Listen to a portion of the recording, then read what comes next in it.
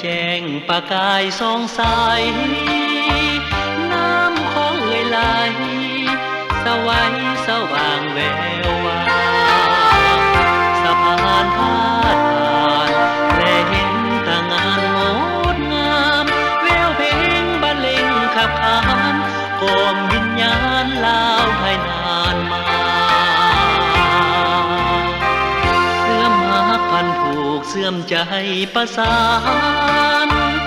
ลบหอยลาวลานไขมันไม่ตรีงามตาสู่ยุคยิ่งใหญ่ลาวไทยห่วมพัฒนาจับมือเคียงข้างสร้างสรรค์ก้าวไปข้างหน้าศรัทธาห่วมทางลาว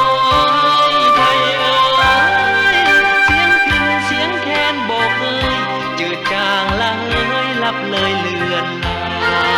งโอ้ละนอเด้อนางโอ้ละนอนวลนางละนาง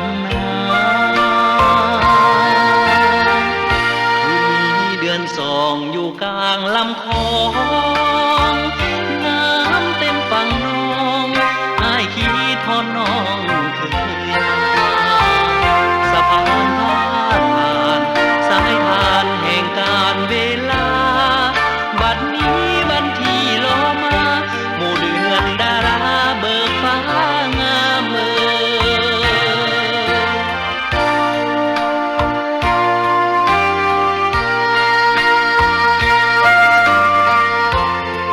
สบายดีท่านผู้ฟังที่เคารพทุกท่านลาวเอ้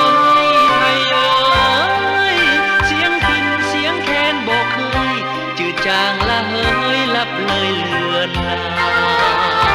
งโอ้ละนอเด้อนางโอ้ละนอนวลนางละนาง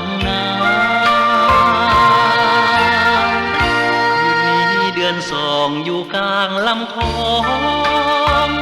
น้ำเต็มฝั่งน้องอ้ายคิดฮอดน้องเคยมา